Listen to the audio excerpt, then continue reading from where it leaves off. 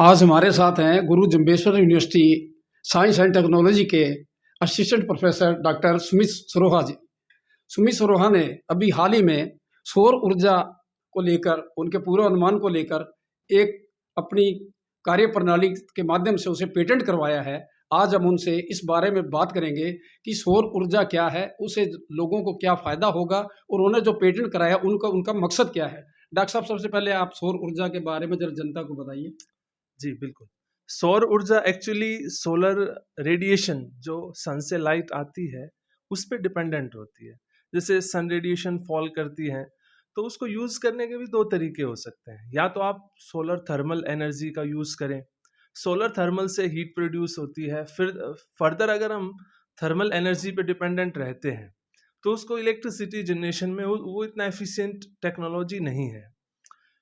और दूसरा जो टेक्निक है जो कि हम यूज़ करते हैं वो है solar PV cell. Solar PV cell की एफिशिएंसी अगर हम बात करते हैं तो आजकल 20 के आसपास पहुंच गई है।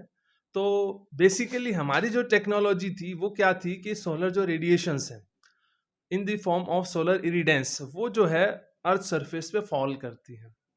तो जब वो फॉल करती हैं तो हमने बेसिकली वो कितना हिस्टोरिकल डाटा रहता है, आर्ली बेसिस पे भी लेते हैं कुछ लोग 10 मिनट्स के बेसिस पे लेते हैं, तो वो प्रीवियस डाटा को कलेक्ट करते हैं।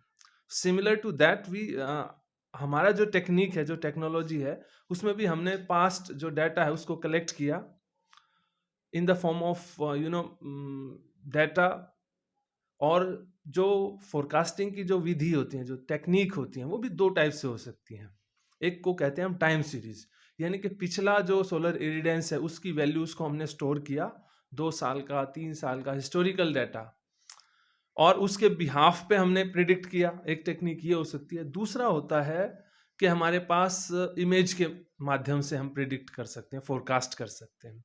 इमेजेस हमने स्टोर की और इमेजेस को स्टोर करके उसके फीचर एक्सट्रैक्ट करें। एक्चुअली क्या होता है, फीचर एक्सट्रैक्शन का मतलब होता है डाटा को प्री प्रोसेस करना, क्योंकि जो रो डाटा होता है वो इतना यूजफुल नहीं होता। तो हम उसके क्या करते हैं, स्पेसिफिक फीचर्स को ले लेते हैं, और जब हम फीचर्स को लेते हैं तो वो फिर जो फोरकास्टिंग होती है वो बेटर आती है, क्योंकि जो हमने फोरकास्टिंग करी है वो मशीन लर्निंग की टेक्निक से किया है, डीप लर्निंग से। डॉक्टर साहब, आपसे पूछना चाहेंगे, जो सोलर सिस्टम है ये आज के दिन कितना कारगर है और ये क्या बिजली से काफ़ी सस्ता है, और हमें भविष्य में इसके बारे में इसका भविष्य सोलर सिस्टम का क्या है?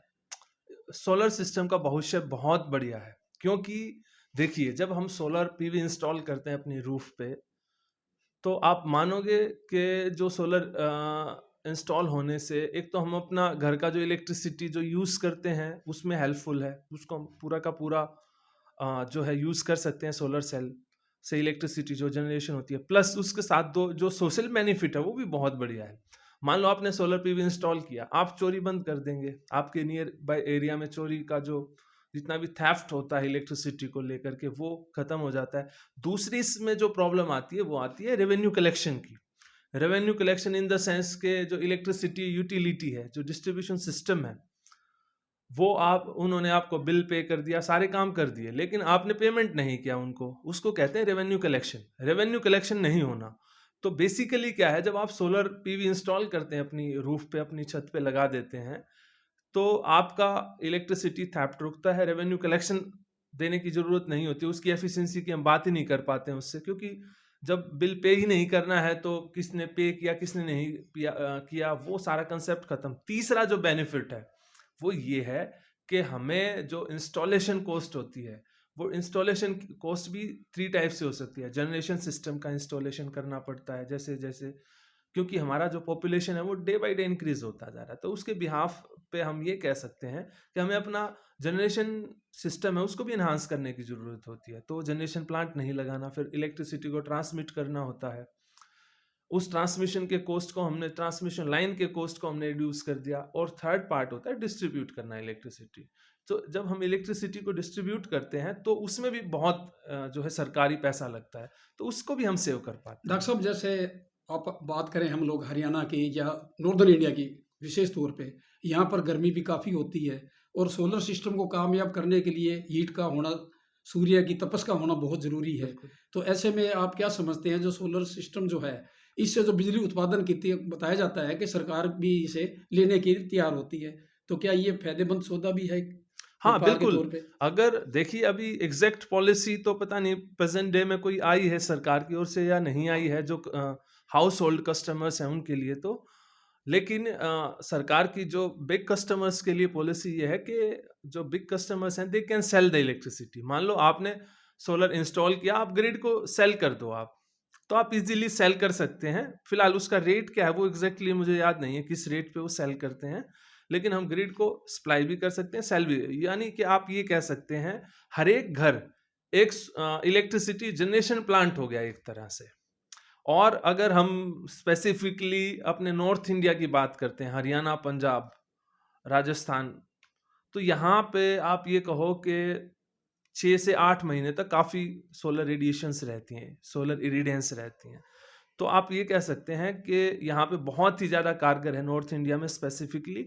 और रात की थोड़ी सी प्रॉब्लम रहती है, उसको आजकल मतलब हम जो इन्वेंशन करते हैं उसके हिसाब से तो हम ये कह सकते हैं कि आप अपने घर पे एक विंड टरबाइन लगा दो, पवन चक्की जिसको कहते हैं। भाई रात में उसका इलेक्ट्रिसिटी यूज़ कर लो, या फिर बैटरी स्टोरेज आप यूज़ कर लो रात को, और दिन में अपना सोलर है ही अवेलेबल। तो आपकी जो सारी बिजली की जो समस्याएं हैं वो खत्म हो जाएंगी किसी घर तो की भी। डॉक्टर साहब, आपको कहने का मतलब ये है कि विंड सिस्टम जो है, हवाई जिसे हम पंचक्की कहते हैं, हाँ, बिल्कुल। हवाई चक्की, अगर रात को उसका प्रयोग किया जाए तो उससे भी बिजली का उत्पादन किया जा सकता है। हाँ, बिल्कुल किया जा सकता है। मैं ये कह सकता हूँ कि देखो वो हमारी सारी की सारी पावर डिमांड्स तो मीट नहीं कर सकती, और आजकल मल्टी स्टोरी बिल्डिंग बन गई है। इतना ईज़ी तो नहीं है विंड पावर प्लांट इंस्टॉल करना, लेकिन ये है कि वो एक अगर ठीक-ठाक सा, जैसे हरियाणा, पंजाब में इतनी मल्टी स्टोरी बिल्डिंग्स नहीं होती, यहाँ के लिए काफ़ी कारगर है।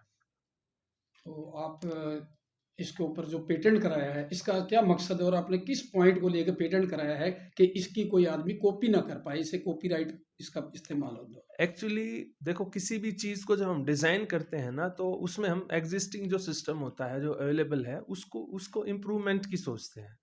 तो उसी इम्प्रूवमेंट को सोचते हुए हमने एक्यूरेसी पे इस पे काम किया कि हम फोरकास्ट, यानी कि पूर्वानुमान लगाना किसी भी चीज़ का, वो कितना अच्छा रहेगा, कितना वो एक्यूरेट है। तो हमने इसकी एक्यूरेसी पे काम किया है।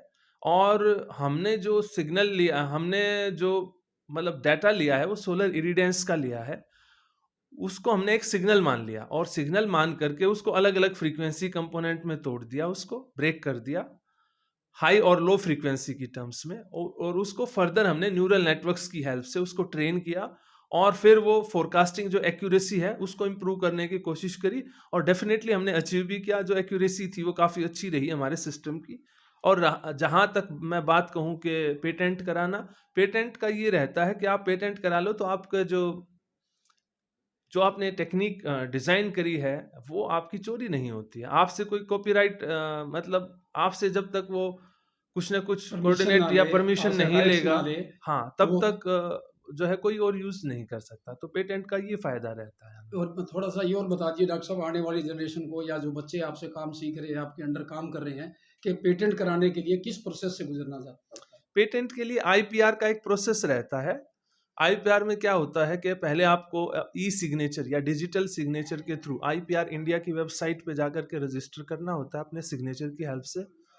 वो सिग्नेचर की भी कुछ कॉस्ट होती है, ज़्यादा नॉमिनल सी होती है, 300-400 रुपये में आप आसानी से कर सकते हैं 100 सिग्नेचर तक का। तो उसके बाद जो पेटेंट वेबसाइट पे आप रजिस्टर करेंगे अपने आप को through email and phone number, OTP आएगा आपके फ़ोन पे भी और मेल पे भी। फिर आप एक वेरीफाइड कस्टमर होंगे उनके। फिर जब आप अपलोड करेंगे अपना डॉक्यूमेंट, पेटेंट डॉक्यूमेंट, एक वर्ड का डॉक्यूमेंट, तो अपलोड करने के बाद क्या होगा कि उसकी फ़ीस रहती है 1600 रुपये, उसकी नॉर्मल नॉमिनल फ़ीस रहती है। अगर मान लो आपको फास्ट ट्रैक करना है अपने पेटेंट को, यानी कि विद इन 1 मंथ आपको पब्लिश करना है, उसके लिए आपको एक्स्ट्रा से फीस पे और करनी पड़ेगी 2500 रुपये।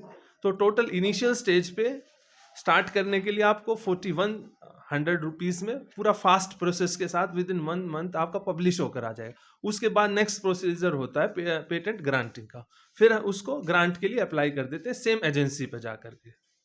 ये प्रोसेस रहता है। अपना नाम और डेजिग्नेशन बता दीजिए सर, और वो किसी और में आप डिप्टी डायरेक्टर है बताया जाता है। हाँ, अभी मैं doctor Sumit Saroha assistant professor हूँ इलेक्ट्रिकल इंजीनियरिंग डिपार्टमेंट में, और उसके साथ साथ यूनिवर्सिटी ने मुझे एक कार्यभार और सौंपा हुआ है डेप्यूटी डायरेक्टर का। अब हमारी यूनिवर्सिटी में एक Pandit Deendayal Upadhyaya innovation and incubation centre है, वहाँ का भी काम मैं देखता हूँ। और उसमें क्या रहता है, हम बेसिकली इनोवेशन से रिलेटेड गतिविधियाँ जितनी भी रहती हैं उस पे काम करते हैं, और नई नई टेक्निक्स पे काम करते रहते हैं, बच्चों को ट्रेन करते रहते हैं आईओटी के ऊपर, न्यूरल मशीन लर्निंग के ऊपर।